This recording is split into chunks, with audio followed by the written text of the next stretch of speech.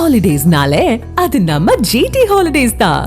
GT Holidays, South India's #1 travel brand.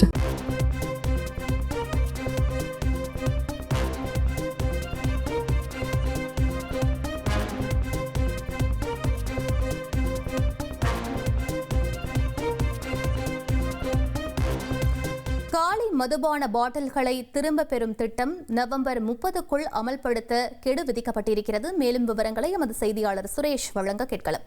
வணக்கம் சுரேஷ், உங்களுடைய தகவல் என பதிவு பண்ணுங்க.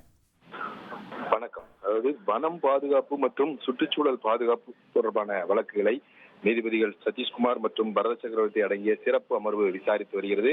இந்த வழக்கு இந்த அமர்வு மலைப்பகுதிகளில் மதுபான பாட்டில்கள் வீசப்படுவதை தடுப்பதற்காக ஒவ்வொரு பாட்டிலுக்கும் 10 ரூபாய் அதிகம் வைத்து விற்பனை செய்துவிட்டு பிறகு காலி பாட்டில்களை திரும்ப தரும் பட்சத்தில் அந்த 10 ரூபாயை திருப்பி அளிப்பது என்ற ஒரு காலி பாட்டில்களை திரும்ப பெறக்கூடிய திட்டத்தை மலைப்பகுதிகளில் அமல்படுத்த உத்தரவிடப்பட்டிருந்தது. அதன் அடிப்படையில் அந்த பிறகு இந்த திட்டமானது விரிவுபடுத்தப்பட்டு தமிழகம் முழுவதும் இதை அமல்படுத்த வேண்டும் என்ற ஒரு உத்தரவை சிறப்பு அமர்வு பிறப்பித்திருந்தது.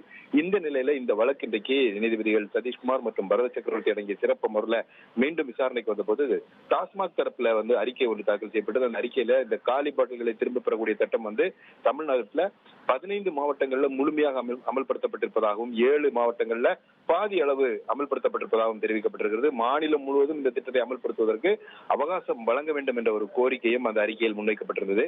அது மட்டுமல்லாமல் இந்த காலி பாட்டில்களை திரும்ப பெற்றுக் கொள்வது தொடர்பாக மது உற்பத்தி நிறுவனங்களுடன் நடத்திய பேச்சுவார்த்தையில 3 நிறுவனங்கள் மட்டுமே ஒப்புக்கொண்டிருக்கிறதாகவும் மற்ற நிறுவனங்கள் இந்த காலி பாட்டில்களை வாங்க மறுத்து விட்டதாகவும் டாஸ்மாக் தரப்புல தெரிவிக்கப்பட்டது. அதே போல காலி பாட்டில்களை திரும்ப கொடுக்காததால் உள்ள அந்த தொகை, அதாவது திரும்ப கொடுத்து அந்த 10 ரூபாயை திரும்ப பெறாததுனால மீதம் இருக்கக்கூடிய தொகை என்பது 19 கோடி ரூபாய் வரைக்கும் வட்டியுடன் சேர்த்து 19 கோடி ரூபாய் இருப்பதாகவும் அந்த காலி பாட்டில்களை விற்பனை செய்ததன் மூலமாக, அதாவது திரும்ப பெற்ற காலி பாட்டில்களை விற்பனை செய்ததன் மூலமாக 25 கோடி ரூபாய் அரசுக்கு வருவாய் கிடைத்துள்ளதாகவும் தெரிவிக்கப்பட்டிருக்கிறது. திடக்கழிவு மேலாண்மை சட்ட விதிப்படி இந்த காலி பாட்டில்களை அந்த சம்பந்தப்பட்ட நிறுவனங்கள் பெற்றுதான் ஆக வேண்டும், அது அவர்களுடைய கடமை என்று தெரிவித்த நீதிபதிகள் இந்த பாட்டில்களை வாங்க மறுத்த அந்த மதுபான உற்பத்தி நிறுவனங்களுடன் மீண்டும் பேச்சுவார்த்தை நடத்த அரசுக்கு உத்தரவிட்டிருக்கிறார்கள்.